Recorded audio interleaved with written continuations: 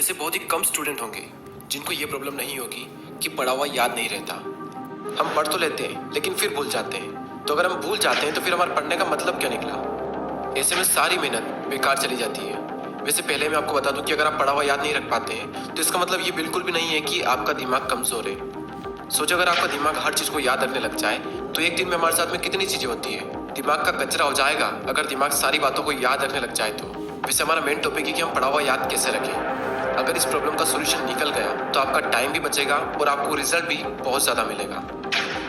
पढ़ा हुआ सब कुछ याद रखना मुश्किल है, लेकिन फिर भी काफ़ी हद तक हम इसे कंट्रोल कर सकते हैं, लेकिन पूरी तरीके से नहीं। मैं आपको 3 तरीके बताने वाला हूँ। अगर आप यूट्यूब और गूगल पर सर्च करोगे तो आपको कई सारे टिप्स मिल जाएंगे, लेकिन ये जो टिप्स मैं आपको बता रहा हूँ ये मेरे पर्सनल एक्सपीरियंस से और काफ़ी रिसर्च करने के बाद मैं आपको बता रहा हूँ। आप यकीन मानिए कि ये 3 टिप्स इतनी ज़्यादा इफेक्टिव है कि इनको यूज़ करने के बाद आपका टाइम भी बचेगा और आपको रिजल्ट भी 2 गुना मिलेगा। तो पहला जो पॉइंट है वो है स्टडी लेस स्टडी गुड। भले ही कम पढ़ो लेकिन अच्छा पढ़ो।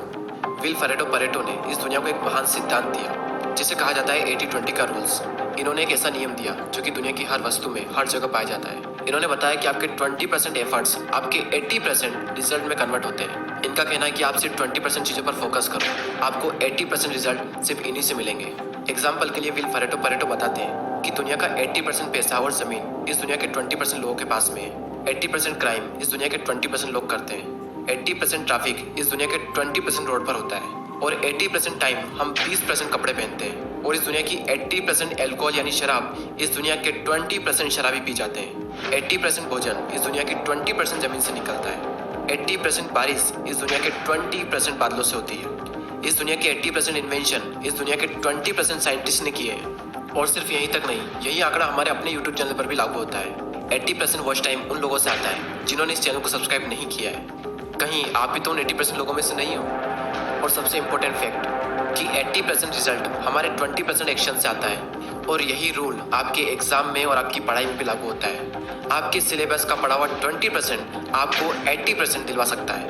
तो आप 20% मोस्ट इंपॉर्टेंट चीज़ों को निकालें और उनको पढ़ें, और वही 20% चीज़ें आपको 80% रिजल्ट दिलवा सकती है। और आपने जो 20% निकाला है वो आपके सिलेबस के कंपैरिजन में बहुत ही कम है। तो ये जो कम है ना, इसको बहुत ही अच्छे से करो। और यही था हमारा first point, study less and study good. दोस्तों, मैंने भी कई बार ये गलती की है कि जितना पढ़ना होता है उससे हम कई गुना ज़्यादा पढ़ते हैं, और इसका रिजल्ट ये होता है कि हमें जो याद रखना चाहिए वो भी हम भूल जाते हैं। एग्जाम में अब वैसे भी ज़्यादा दिन नहीं बचे, तो आप इस रूल को यूज़ करके काफ़ी अच्छा रिजल्ट पा सकते हैं। अब नेक्स्ट जो पॉइंट है वो है स्टडी इन मॉर्निंग। और ये जो पॉइंट है ना, ये मेरा फेवरेट पॉइंट है, क्योंकि मैंने अपनी लाइफ की ज़्यादातर पढ़ाई सुबह ही की है।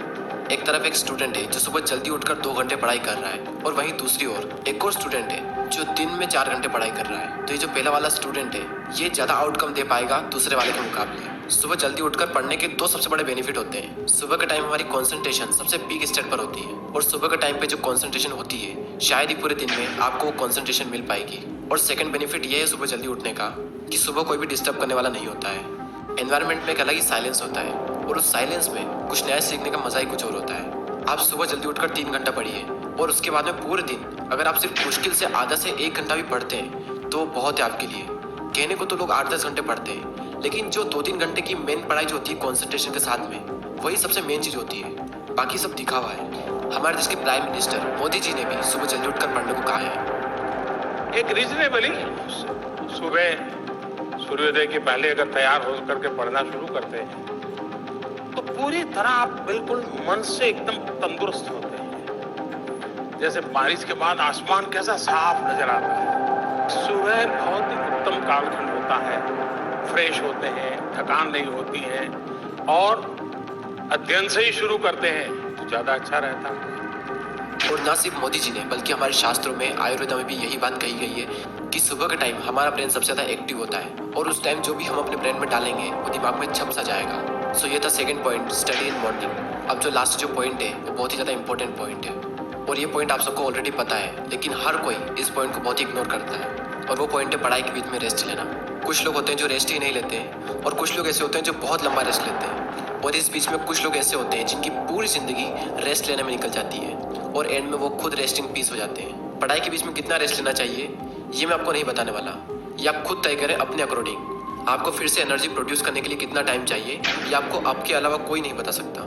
जितनी इंपॉर्टेंस हम अपनी पढ़ाई को देते हैं उतनी ज़्यादा इंपॉर्टेंस हमें रेस्ट को भी देनी चाहिए, रेस्ट ही वो चीज़ है जिसकी वजह से हम पढ़ पा रहे हैं। हम एक दिन में जागते भी हैं और सोते भी हैं। तो उसी तरीके से अगर आप काम कर रहे हैं तो काम के बीच में रेस्ट लेना भी बहुत ज़रूरी है। और हाँ, ये गलती बिल्कुल मत करना कि अगर आपका एक बार पढ़ाई में मन लग गया तो लगातार पढ़े जा रहे हैं, लेकिन बाद में एक टाइम ऐसा आएगा जब आपका बिल्कुल भी मन नहीं लगेगा रेस्ट लेने के बाद भी। जब एक बार पढ़ाई में मन लग जाता है तो हम इतना पढ़ते हैं कि हम अपने दिमाग को ही पूरी तरीके से थका देते हैं और हालत ऐसी हो जाती है कि फिर से पढ़ने का मन ही नहीं करता। आपने पढ़ना शुरू किया, आपका मन लगा, अब थोड़ी देर बाद आपको रेस्ट लेना चाहिए, लेकिन आपको लगता है कि मैं भी और पढ़ सकता हूँ, तो उस फीलिंग को बनाए रखें और रेस्ट लें और फिर दोबारा उसी फीलिंग के साथ में अपनी पढ़ाई शुरू कर दें। अगर आप चाहें तो आप पोमोडोरो टेक्निक का यूज़ भी कर सकते हैं। पोमोडोरो एक बहुत ही सिंपल टेक्निक है। आपको जो भी काम करना है उस काम को आपको 25-25 मिनट के 4 ब्लॉक्स में डिवाइड करना है और हर 25 मिनट के ब्लॉक्स में आपको 5 मिनट का ब्रेक लेना है और 1 घंटा होने के बाद में आपको 15 मिनट का रेस्ट लेना है और फिर से आपको यही सब करना है। और इस टेक्निक का यूज़ करके आप काफ़ी लंबे टाइम तक और काफ़ी अच्छे से स्टडी कर सकते हैं। और ना सिर्फ स्टडी बल्कि आप अपने किसी भी काम में इस टेक्निक को यूज़ कर सकते हैं। और इस टेक्निक को यूज़ करने के लिए प्ले स्टोर पर कई सारी एप्लीकेशन है, आपको जो भी अच्छी लगे वो एप्लीकेशन आप डाउनलोड कर सकते हैं। चलिए अब हम उन तीनों पॉइंट्स को एक साथ देख लेते हैं और ये भी देख लेते हैं कि हमने इस पूरी वीडियो में क्या सीखा।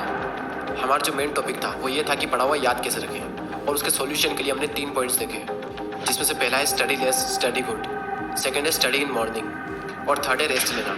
फर्स्ट पॉइंट में हमने 80-20 के प्रिंसिपल को समझा कि किस तरीके से आपको 80% रिजल्ट आपके अपने 20% काम से मिलेंगे, और साथ ही हमने ये सीखा कि आपको फोकस करना चाहिए अपनी 20% स्टडी पर जो आपको 80% रिजल्ट दिला सकती है। सेकंड पॉइंट था कि स्टडी इन मॉर्निंग, यानी कि सुबह उठकर पढ़ें, और इस पॉइंट में हमने देखा कि किस तरीके से आप जल्दी उठकर हाई कंसंट्रेशन वाली स्टडी कर सकते हो। और थर्ड पॉइंट है स्टडी के बीच में ब्रेक लेना, और इस पॉइंट में हमने रेस्ट की इंपॉर्टेंस को जाना।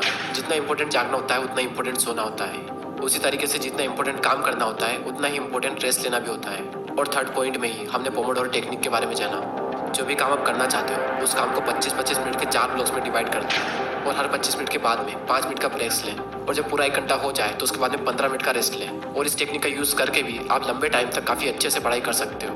और दोस्तों, अगर आपने पूरे साल पढ़ाई नहीं की है तो अब भी आपके पास में टाइम है, क्योंकि वो किसी ने क्या खूब बात कही है कि जो हो गया उसे सोचा नहीं करते, जो मिल गया उसे खोया नहीं करते। सफलता उन्हें ही हासिल होती है जो वक्त और हालातों पर रोया नहीं करते।